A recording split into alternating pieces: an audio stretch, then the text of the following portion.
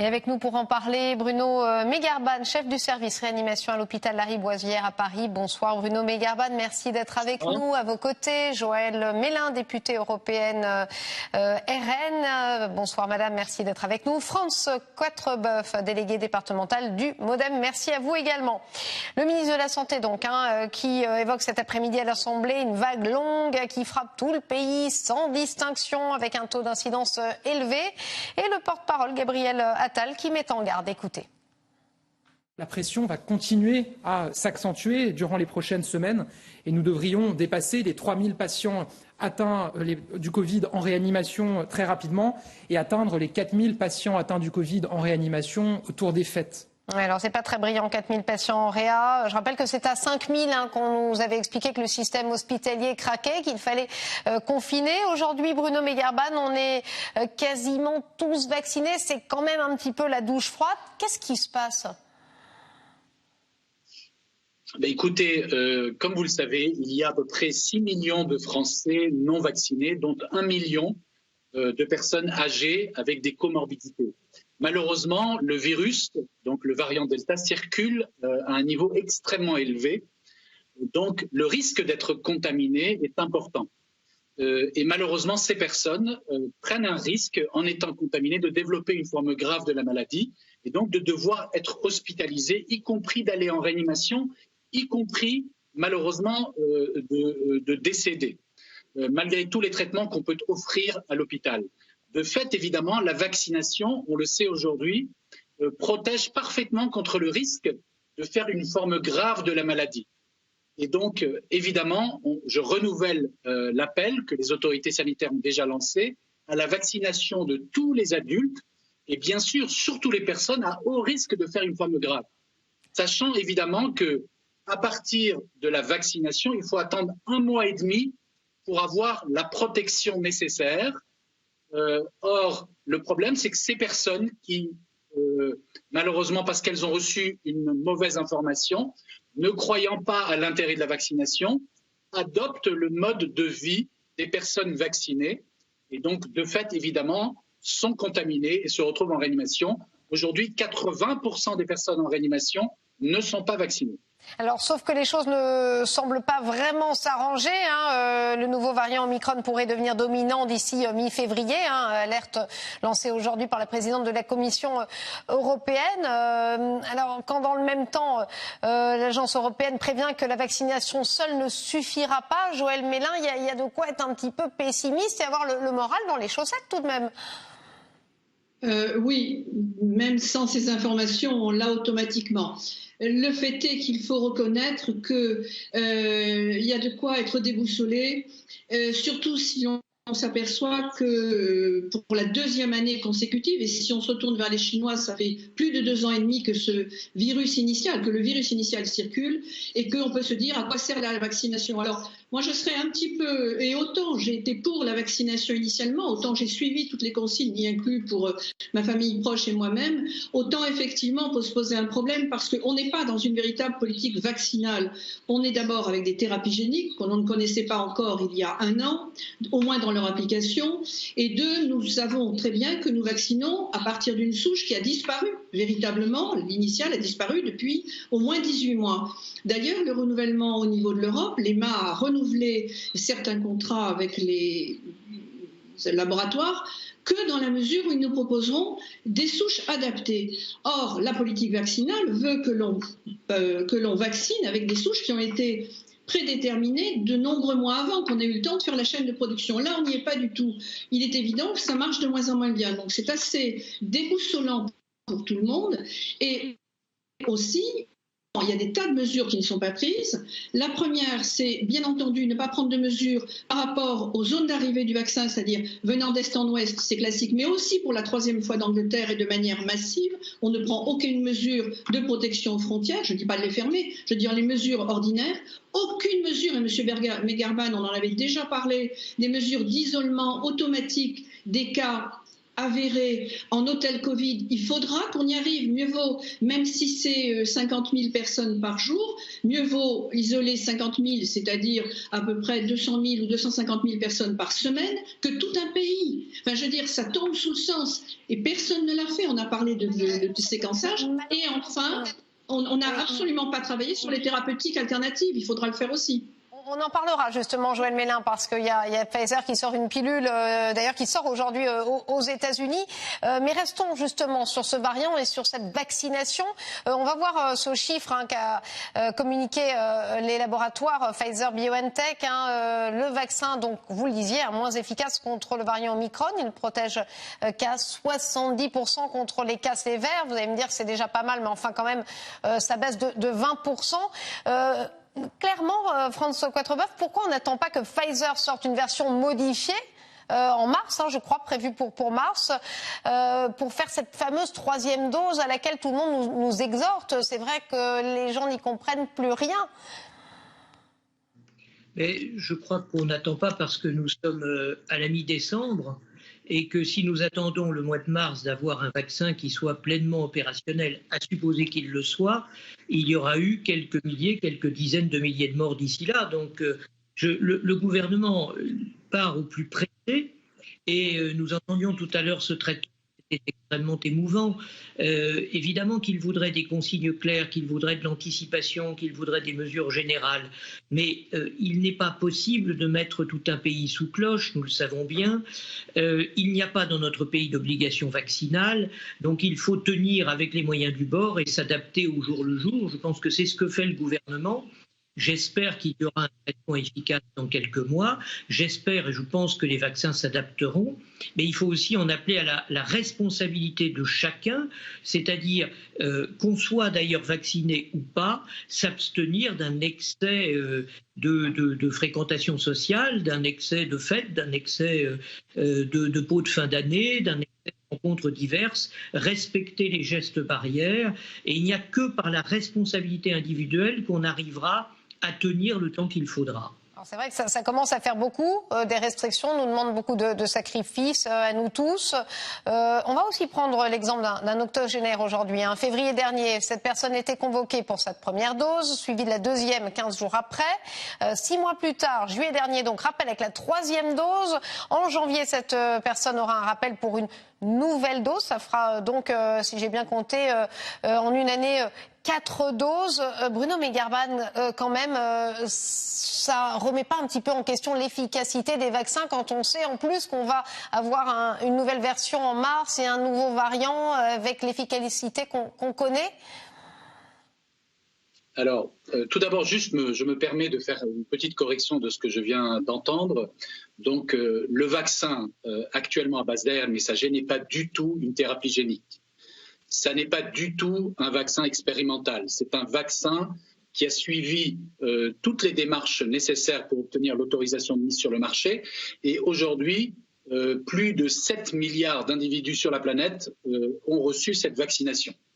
Donc jamais un médicament n'a bénéficié d'autant de personnes sur un temps aussi court pour pouvoir en déterminer et l'efficacité et les effets secondaires potentiels. Alors je suis d'accord, effectivement, il peut y avoir nécessité d'adapter le vaccin, mais comme vous le savez, ceci prend au minimum une centaine de jours.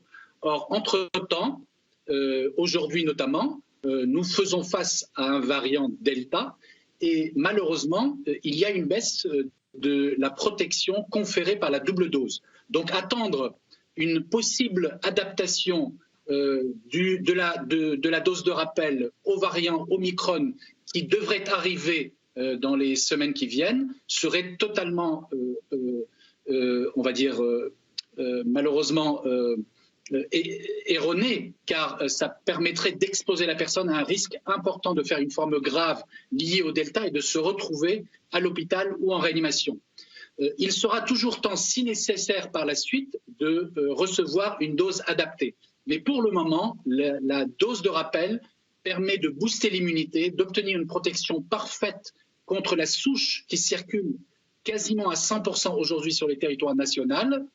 Et donc, c'est ce qu'il faut faire. Il faut suivre les recommandations des autorités sanitaires On verra par la suite ce qu'il en sera pour le variant Omicron. Aujourd'hui, à nouveau, on ne sait même pas quelle en est sa virulence. On sait à peu près que la triple vaccination devrait conférer un certain niveau de protection, certes diminué, mais néanmoins, 70% de protection, ça reste une protection parfaitement acceptable. Même les vaccins contre la grippe ne confèrent pas une telle protection aujourd'hui. Alors, sauf que ça ne met pas en confiance tout le monde. Mélange 78, regardez ce message Telegram qui nous parvient. On aimerait en voir à la fin de ce Covid, car la multiplication des doses de rappel ne met pas en confiance. C'était à la question suivante, est-ce que 2022 ce sera mieux? Donc cette personne qui ne se sent pas vraiment en confiance avec toutes ces doses de rappel.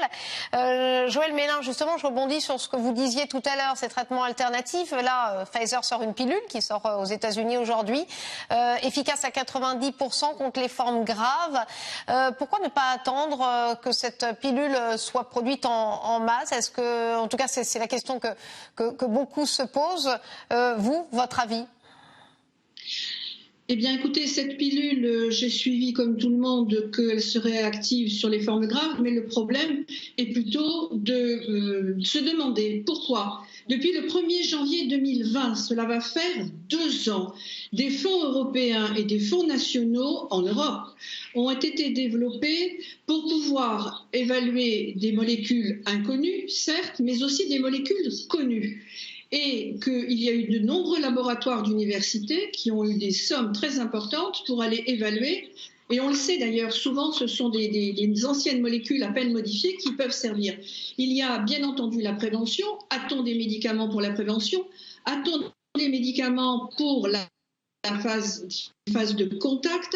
Est-ce qu'on a des médicaments pour le moment où on est positif mais asymptomatique ou peu symptomatique? Et il semblerait qu'on ait des possibilités sur les formes plus graves dès l'instant qu'on est en milieu hospitalier ou voire même plus. Il y a probablement, alors ça a été le débat, on le sait bien, sur la chloroquine, l'ivermectine, le Febrectol, tous ces produits qu'on a évoqués.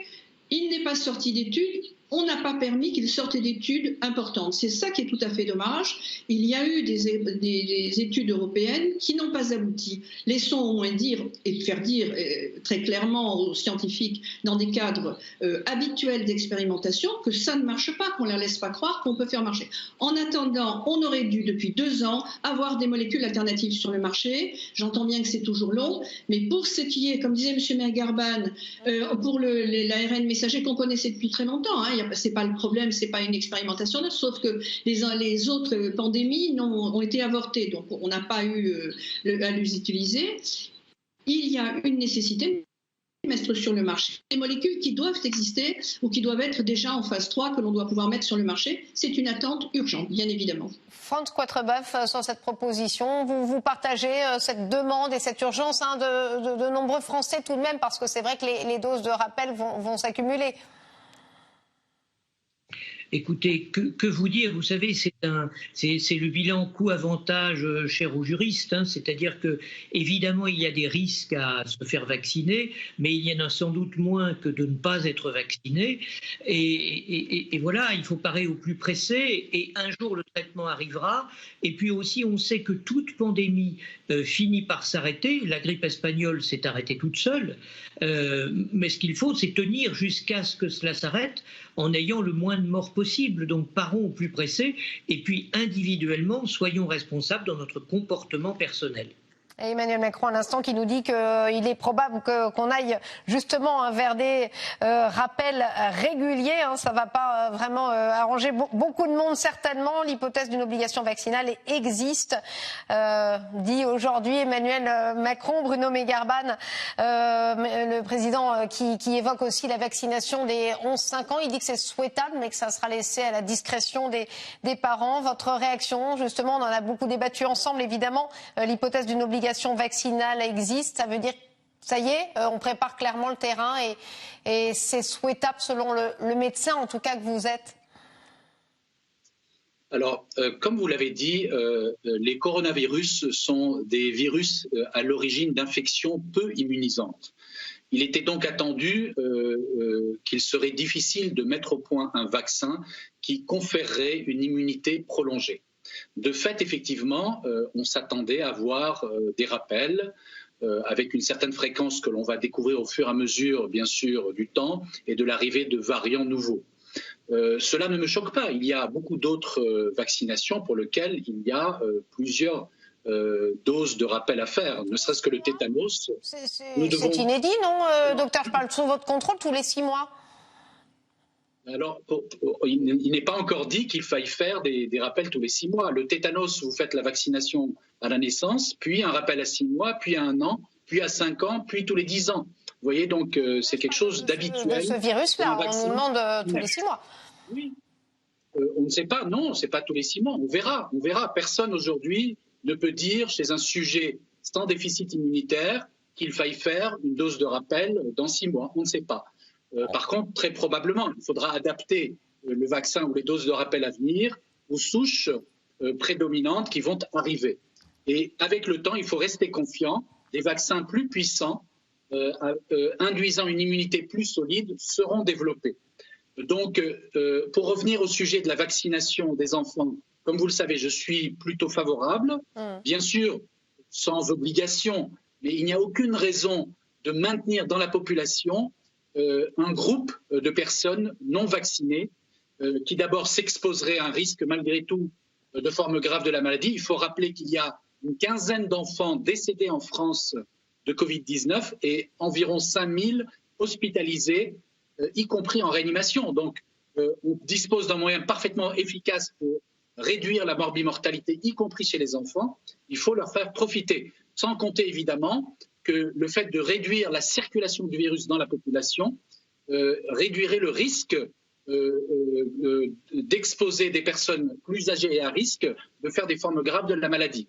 Quant à la vaccination obligatoire, je pense malheureusement elle sera compliquée à mettre dans les faits et donc très clairement elle deviendra obligatoire lorsque l'on aura trouvé et démontré que la vaccination des nouveau-nés sera sans danger et à ce moment-là elle sera généralisée. Merci en tout cas à tous les trois, Franz Kratochwill, Joël Mélin et Bruno Megarban, d'avoir été avec nous. Et c'est la fin.